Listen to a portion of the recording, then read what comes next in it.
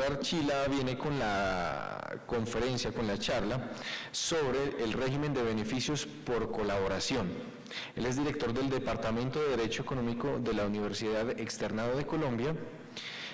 El doctor Archila, además, es abogado de la Universidad Externado de Colombia, especialista en legislación financiera de la Universidad de los Andes, magíster en jurisprudencia comparada de New York University, además, Derecho para el Desarrollo y un International Development Law Institute en Roma. Ahora bien, conociendo al doctor Archila, les rogamos nuevamente 5 minutos, por favor.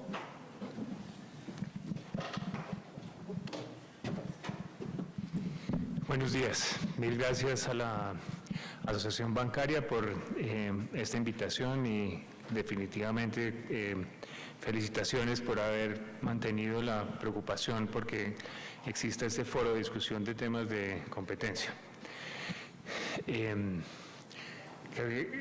Uno de frente a la autoridad hablar de delación me siento un poco intimidado, pero voy a tratar de superarlo.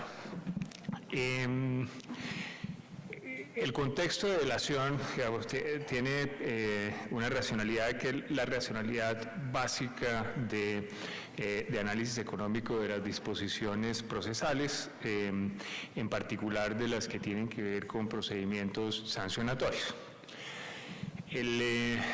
La idea, digamos, alrededor de las normas de competencia tiende a ser bastante sencilla. Uno tiene la libertad de empresa de una parte y el derecho de la competencia de otra parte. Esos dos conceptos se parecen, pero no son el mismo y definitivamente en algunos casos terminan siendo contrapuestos. La libertad de empresa tiene que ver con, desde el punto de vista subjetivo, de las prerrogativas que le asisten a los empresarios para maximizar sus utilidades.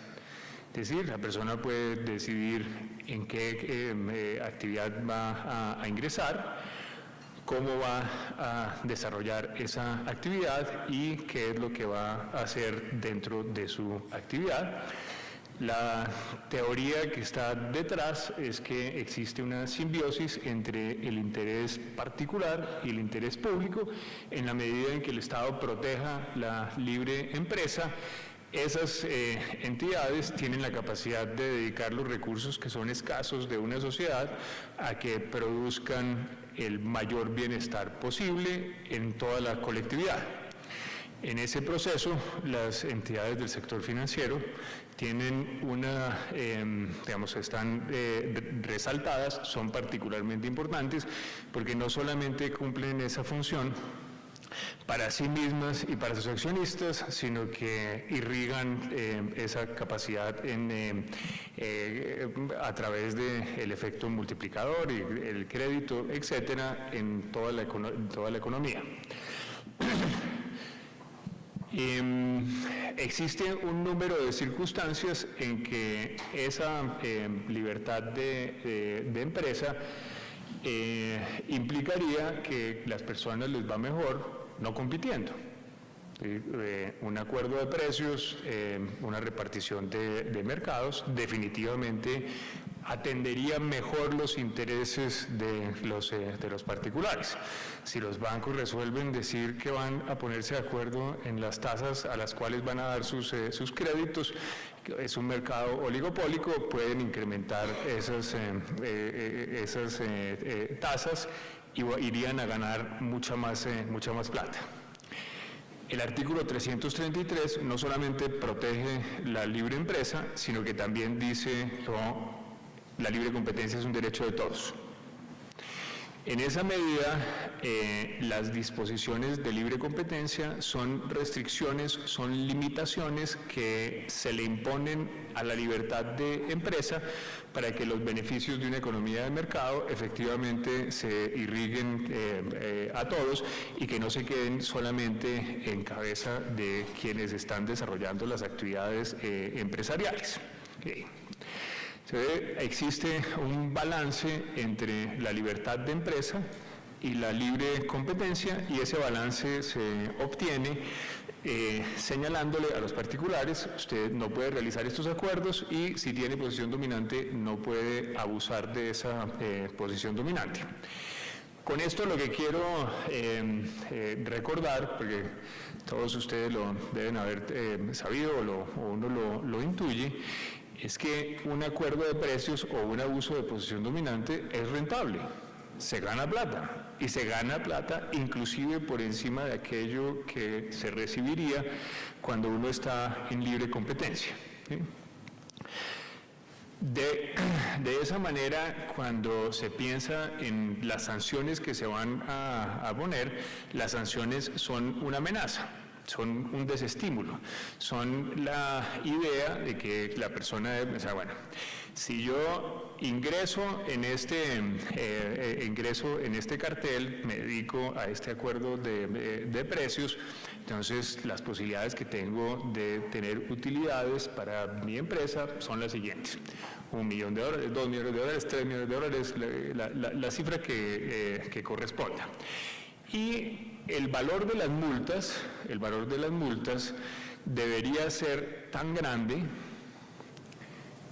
que implique que no sea un buen negocio meterse en el cartel, que no sea un buen negocio abusar de la posición dominante.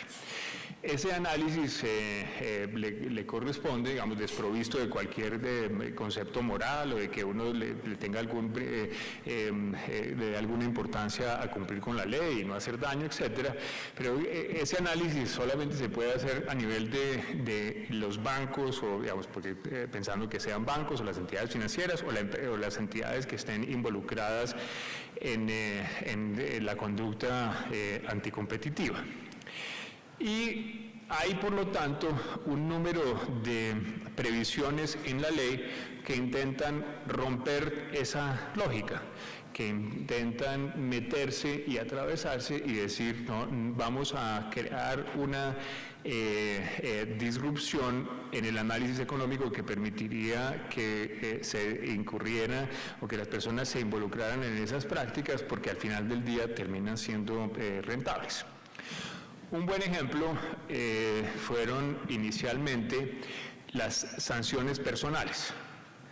En las normas de competencia, de una manera mucho más fuerte por el valor de las multas y por la forma como está escrito, ¿no? De una manera más fuerte que las sanciones personales que están en el estatuto orgánico, las personas que colaboren, las personas que participen, las personas que teniendo conocimiento de una conducta la permitan o la lleven a cabo, pueden ser personalmente sancionados. Si uno es el miembro de la junta directiva, o uno es el gerente de riesgos, o uno es el director de crédito, o quien corresponda, ¿no?, queda metido en una disyuntiva muy compleja cuando le dicen que si seguimos con este acuerdo, si seguimos con este cartel, el banco se ganaría estos $10 millones. Pero cuando hay sanciones personales, lo que le dice la norma es: no, yo lo podría sancionar a usted personalmente hasta 1.500 millones de pesos, ¿no? Y utilidades ninguna, ¿sí? Entonces, con eso lo que se pretende es que el valor de las multas sea suficiente desestímulo, ¿no? Y existen algunas disposiciones que pretenden romper esa lógica, esa lógica económica que hace que las personas permanezcan o que tengan una inclinación a mantenerse dentro de las sanciones. El concepto de la delación va exactamente en el mismo camino. El concepto de delación identifica que quien esté involucrado en un cartel tiene una lógica económica en donde él ha pensado que está dispuesto a correr el riesgo de que le pongan la multa y que además de eso tenga otras demandas como las acciones de grupo, etcétera, que pueden ir en contra de sí, y introducir, ¿no?, un elemento económico dentro de la racionalidad del análisis. Entonces la persona o la empresa está metida en un cartel, ¿no?, y dentro de ese cartel siempre tiene este tema de la amenaza de la sanción. Los carteles son, sin hacer un calificativo penal ni muchísimo menos en Colombia, pero tienen una lógica parecida a la lógica de las mafias. Y eso solamente funciona en la medida en que todos los que estén involucrados permanezcan involucrados y que a nadie se le ocurra salirse del cartel. Si no existe un proceso de delación, la existencia de la sanción es la misma protección del cartel. Porque las 5 personas que han estado en el cartel, cualquiera sabe que en el momento en que se baje del cartel, si la autoridad se entera, lo hubieran terminado sancionando. Entonces, en ausencia de un esquema de delación, el valor de las multas es el mismo estímulo a mantenerse dentro del cartel o a mantenerse callado, ¿sí? Entonces, lo que hace económicamente el proceso de delación es decirle, no, nosotros vamos a premiar a los sapos. Los que cuando estábamos en el colegio eran los malos, ¿no? Que hacía las profesoras siempre se equivocaban, ¿no? Porque las profesoras decían, ¿quién fue el que se llevó los tenis de Juanito? Si no me dicen quién se llevó los tenis de Juanito, todos se van a terminar quedando después de colegio. El estímulo para el que sabe quién fue Juanito es 0. ¿No? Porque se va a tener que quedar después del colegio y fuera de eso va a tener la reprobación, ¿no?, durante los próximos 10 años de todos sus compañeritos. Entonces, en este caso, ¿no?, lo que hace el esquema de delación es que rompe esa lógica protectora y le dice, no. Si usted es el sapo, si usted viene y me cuenta qué fue lo que hicieron, incluido usted, ¿no?, a usted sí le va a ir bien. Usted no va a tener problemas. Los problemas los van a tener todos los demás. ¿Okay?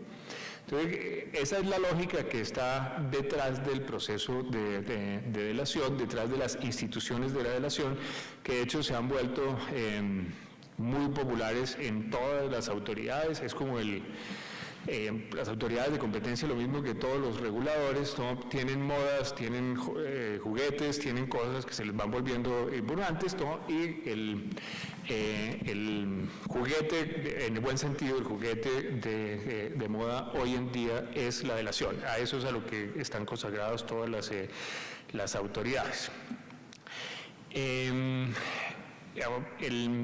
No fue mucho más lo que se señaló cuando se pasó el proyecto de ley.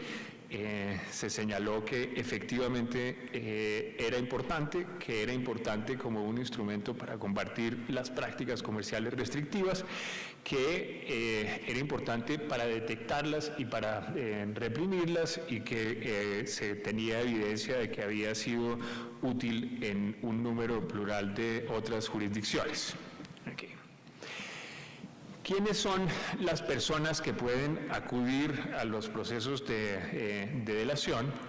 Están, de una parte, como les digo, en las normas de competencia está muy claramente establecido que pueden ser sujetos de sanciones quienes son objeto de las disposiciones de prácticas comerciales restrictivas, y también los que se llaman los partícipes o los colaboradores, es decir, aquellos que no son partícipes del mercado, no son las empresas que están involucradas, pero son o los funcionarios o los representantes legales o los revisores fiscales o quienes están de alguna manera colaborando y permitiendo en las disposiciones vigentes, que son la ley y el decreto reglamentario. Se prevé que pueden ser tanto unos como otros, tanto las personas que hayan sido los colaboradores como las entidades que hayan participado en las conductas. En el caso de los acuerdos, digamos, en los casos de los carteles, con mucha lógica en el decreto se prevé que pueden ser tanto los agentes que han sido los partícipes como los facilitadores. Eso es porque esas son conductas que son plurilaterales. Entonces, una empresa puede acusar a quien está participando en el cartel o en el acuerdo con él. Pero hay algunos comportamientos que son casi siempre, no siempre, pero casi siempre unilaterales. Solamente un agente de mercado participa. En ese caso, lo que dice la norma es, el que sea el colaborador puede ir y delatar. O sea, yo puedo ir y sapear a la empresa que es quien está abusando de la posición dominante. Pero no se prevé la posibilidad de que la empresa que abusa de la posición dominante no pueda denunciar su propio acto de abuso de posición dominante. ¿Sí?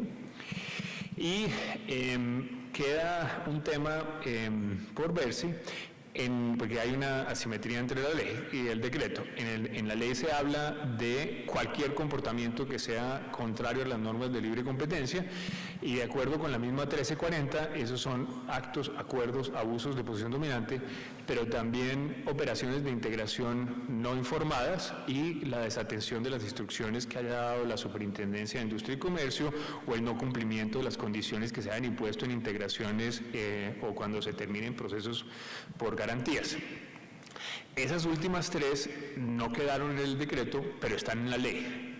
Y por lo menos en mi lectura, el decreto no puede tener la capacidad de restringir lo que está previsto en la ley.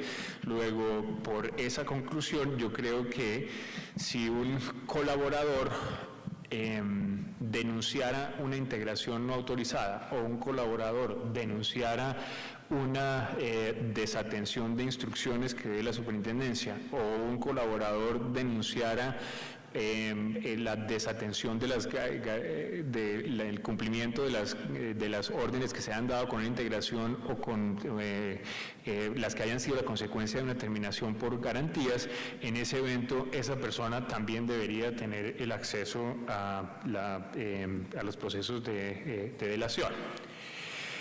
En la ley y en el decreto se prevén cuáles son las condiciones exigidas para poder acudir al proceso de garantía. El tema es bastante cristiano, ¿no? En el buen sentido, sin ser irrespetuoso. Lo primero es que hay que aceptar la comisión de la infracción. Y aquí hay un distanciamiento bastante profundo, tanto conceptual como jurídicamente, entre lo que eran la terminación de los procesos por garantías y los procesos de delación.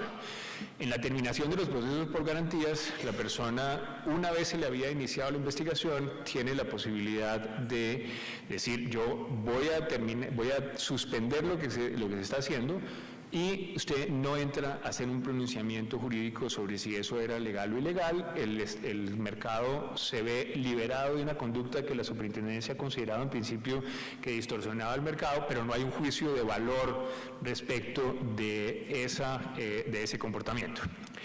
En el caso de la clemencia, la persona tiene que reconocer que realizó los hechos, y tiene que reconocer que esos hechos son contrarios a derecho porque tipifican uno de los comportamientos previstos en la ley de antimonopolios.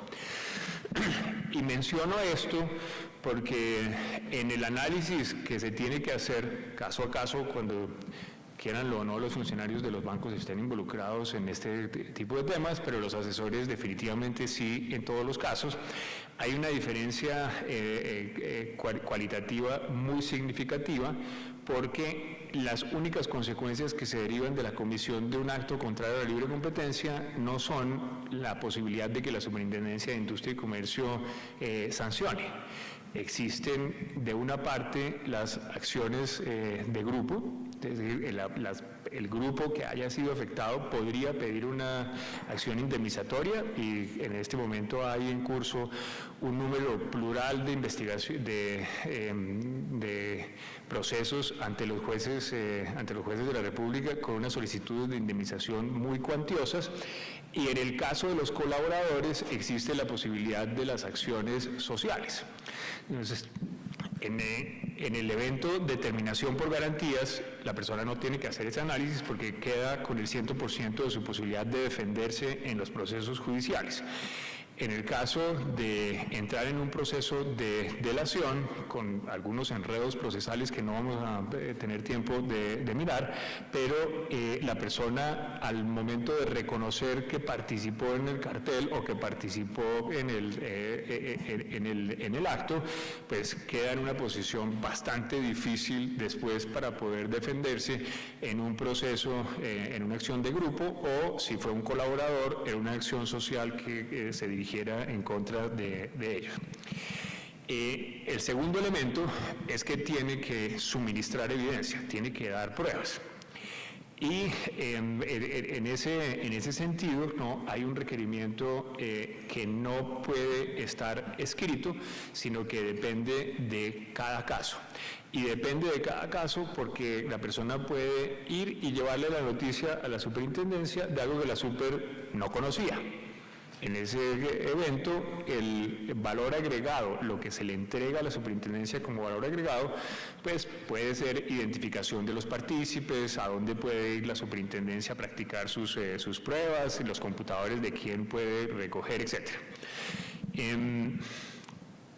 Las empresas hacen su análisis, pero por lo menos en los casos que han ocurrido hasta ahora, yo tengo la sensación, no puedo tener la certeza porque esos expedientes son reservados, pero la sensación que le queda a uno es que siempre, ¿no?, se han vuelto muy activos una vez la superintendencia ha iniciado una averiguación preliminar y ya ha hecho algunas visitas. Entonces, cuando la superintendencia ya ha hecho algunas visitas, el nivel de información que tienen que entregar, ¿no?, se convierte en un dilema muy complejo porque la averiguación preliminar es secreta. Y en la medida en que la averiguación preliminar es secreta, el que va a ir a delación tiene que imaginarse cuánta información recogió la superintendencia e imaginándose cuánta información recogió la superintendencia, entregarle a la superintendencia lo que sea que implique un valor agregado. Finalmente, pues tiene que firmar un convenio con la superintendencia, tiene que llegar a un acuerdo formal con el superintendente Sánchez. Aun cuando no es un requisito, que lo vamos a ver ahorita después, ¿no?, ahí no termina porque existe, esa es como con una condición resolutoria, ¿no?, a que se siga comportando bien durante el proceso. Es decir, uno no puede ir, ¿no?, decir eso, creo que el superintendente le firme y después traicionar todos los principios a los que se ha llegado, sino que existe, por ponerlo, no está escrita así, pero es como una condición resolutoria a que efectivamente va a seguir manteniendo su colaboración durante todo el tiempo. Si se logra esto, lo que le entrega a la superintendencia es una reducción en el valor de la multa. Esa reducción del valor de la multa es en porcentajes. Entonces, como es una reducción en porcentajes, no hay posibilidad de cuantificarlo anticipadamente, solamente se puede uno imaginar cuál sería el beneficio que va a obtener, porque depende del valor de la multa que se le hubiera impuesto, y el valor de la multa que se imponga no lo va a conocer sino cuando el proceso termine felizmente. Esto en la práctica genera un tema muy complejo para los abogados defensores de las empresas, porque el abogado defensor de la empresa ha dicho, no, de acuerdo con esto, yo lo asesoro y lo aconsejo a que entre en un proceso de delación. Si ese cartel, al final la superintendencia dice no hubo cartel, queda en una situación muy chistosa. Pero, de otra parte, si la empresa que ha entrado en el proceso de delación, ¿no?, tiene la empresa, no el abogado, sino la empresa, tiene una ventaja de que gana con cara o gana con sello. Porque si la superintendencia llega a la conclusión de que no hubo el cartel y que era una mala interpretación o que no hubo suficiente información o cualquiera que sea esa circunstancia, pues en la práctica la empresa que se involucró en la delación queda en una mejor situación que si le hubieran puesto la multa y lo hubieran sancionado. Porque es mejor no ser culpable que ser culpable y que le hayan perdonado la multa.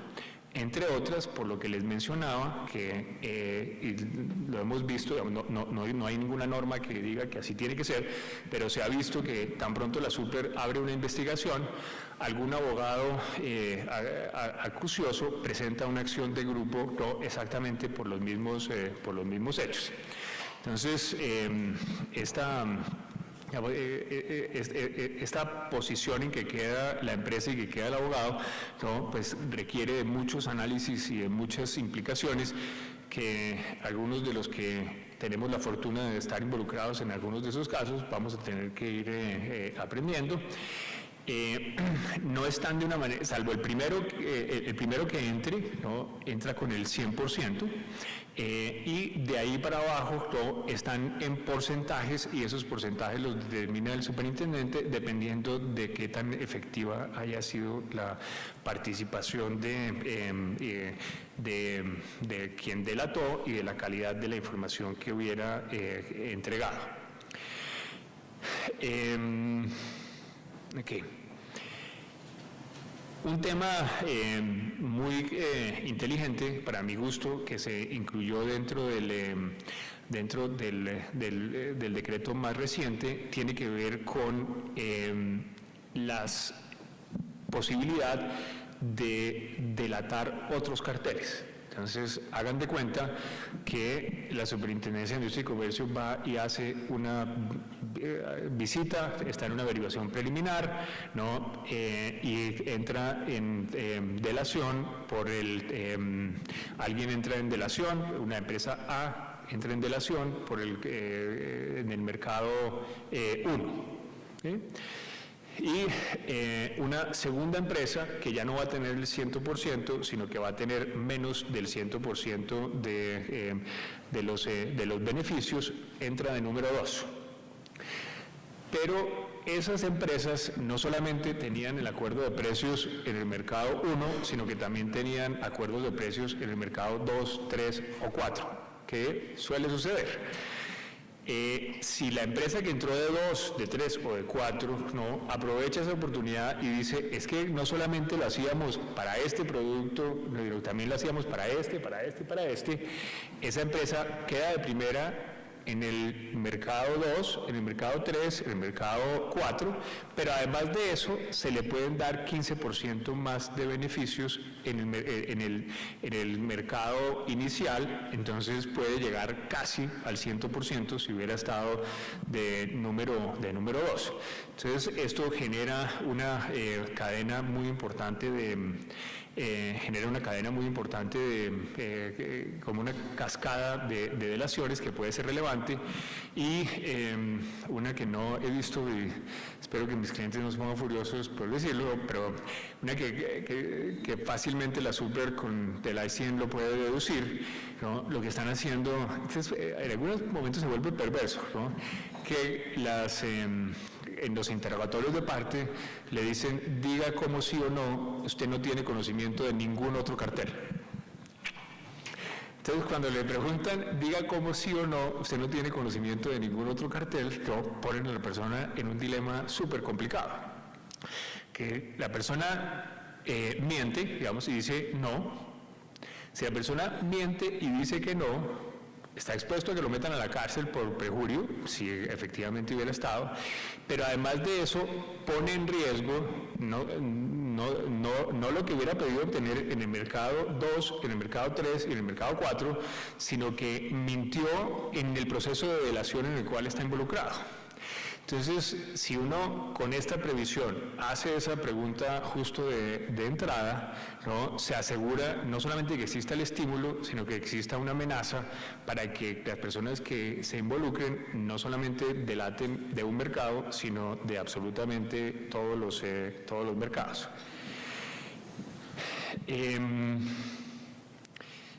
Está el tema de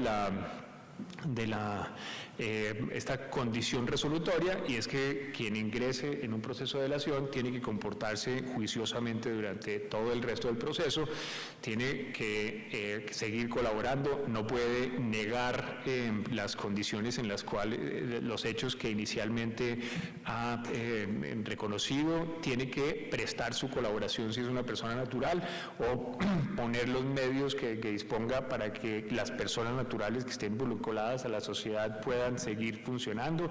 Obviamente, pues no puede destruir las pruebas, no puede,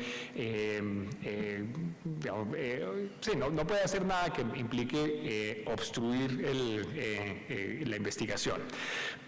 Hay dos que son particularmente significativas.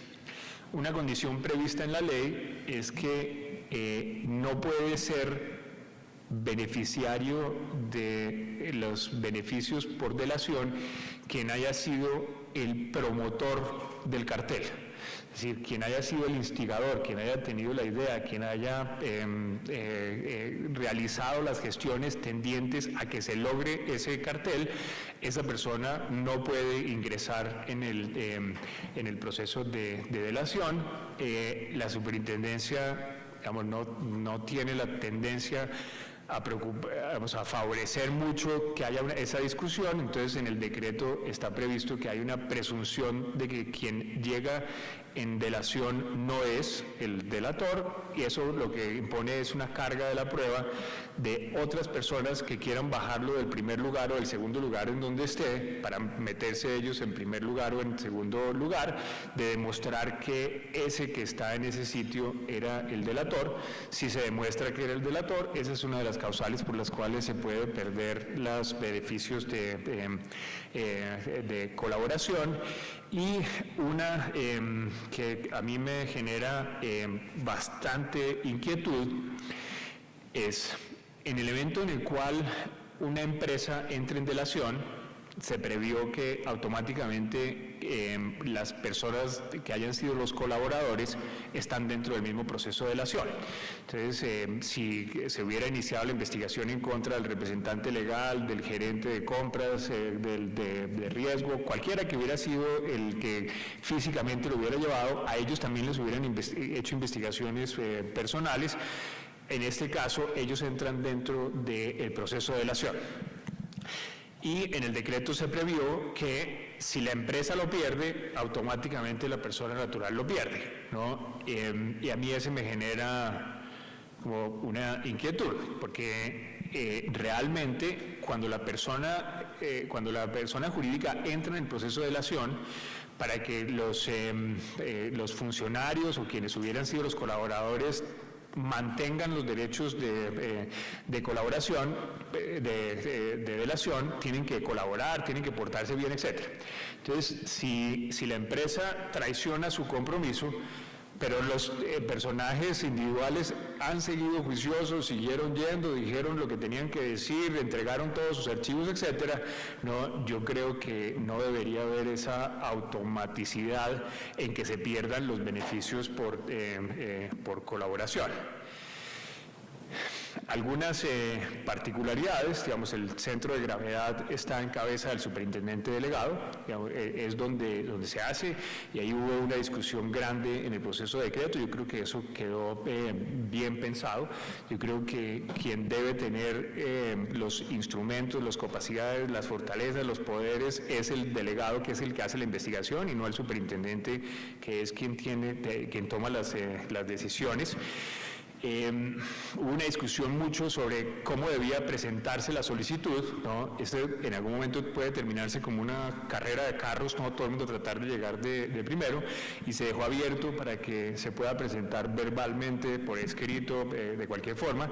Si se hace formalmente, ¿no? Pues en el momento en el cual queda radicado, uno puede llamar al doctor Sánchez, ¿no? y hacer el proceso, y en ese caso él debe presentar un memorando, y el momento en el cual queda determinado será ese momento. Creo que eso es como básicamente lo que ha habido hasta ahora y lo que dicen las normas. No sé si tengan preguntas, dudas, inquietudes.